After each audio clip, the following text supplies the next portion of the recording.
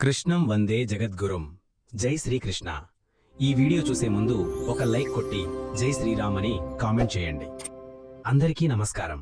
కష్టాలు ముగిసే ముందు దైవం మనకు పంపే 7 సంకేతాలు. కష్టాలు ముగిసే ముందు దైవం మీకిచ్చే 7 సంకేతాలు ఇవి.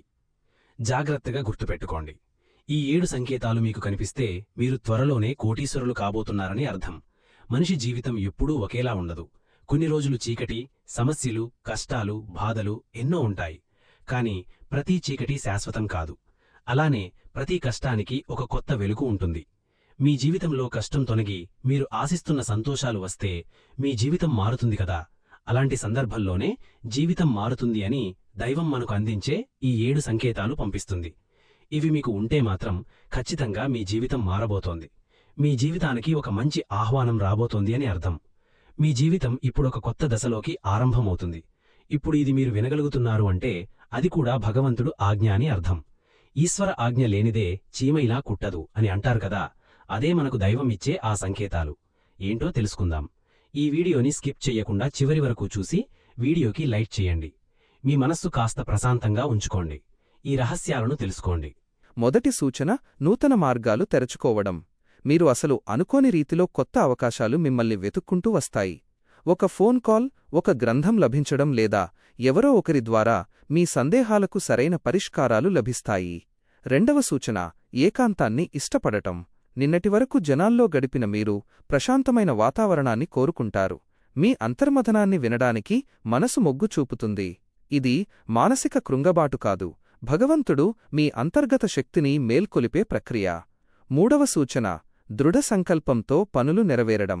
మీ మనసులో ఒక ఆలోచన రాగానే దానికి తగిన శుభఫలితాలు వెంటనే లభిస్తాయి. మీ ఆలోచనలే మీ భవిష్యత్తుగా మారేలా దైవబలం మిమ్మల్ని ముందుకు నడిపిస్తుంది. నాలుగో సూచన, పాత సంబంధాలు మరియు అలవాట్లకు దూరమవ్వడం.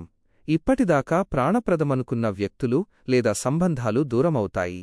అలాగే చెడు అలవాట్లను మీరంతట మీరే స్వచ్ఛందంగా వదిలేస్తారు. జీవితంలో ఒక మంచి దారిని చూపించడం కోసమే పాతదారులను దైవం మూసివేస్తుందని గుర్తుంచుకోవాలి. ఐదో సూచన, చిన్న విషయాలకు సహనం కోల్పోకపోవడం. గతంలో మీకు తీవ్రమైన కోపం లేదా వేదన కలిగించిన మాటలు ఇప్పుడు మిమ్మల్ని ఏమాత్రం ప్రభావితం చేయలేవు. మీ మనస్సు పరిపూర్ణ శాంతిని పొందుతుంది. ఆరో సూచన, ఆంతరంగిక ప్రశాంతత ప్రాప్తించడం. చిక్కులు ఇంకా పూర్తిగా తొలగిపోకపోయినా కూడా మీ అంతరంగంలో ఒక తెలియని సంతోషం మరియు ప్రశాంతత నెలకొంటాయి. ఇది మీ జీవితం ఒక శుభ పరిణామానికి నాంది పలుకుతోందనడానికి సంకేతం. ఏడో సూచన, నూతన దృక్పథం ఏర్పడటం. మీ అంతరాత్మ మీకొక కొత్త దిశను నిర్దేశిస్తుంది. జీవితంలో మరొక మార్గంలో పయనించాలనే స్పష్టమైన ఆలోచనలు దైవిక ప్రేరణగా పొందుతారు. ఈ 7 సూచనలు గనుక మీ జీవితంలో కనిపిస్తే మీ కష్టాలన్నీ తొలగిపోయి ప్రశాంతమైన, సంతోషకరమైన రోజులు రాబోతున్నాయని అర్థం. సమాచారం నచ్చితే మన ఆస్ట్రో దైవ తరంగ్ పేజీని సబ్స్క్రైబ్ చేసుకోండి. అలాగే ఇతరులకు షేర్ చేయండి.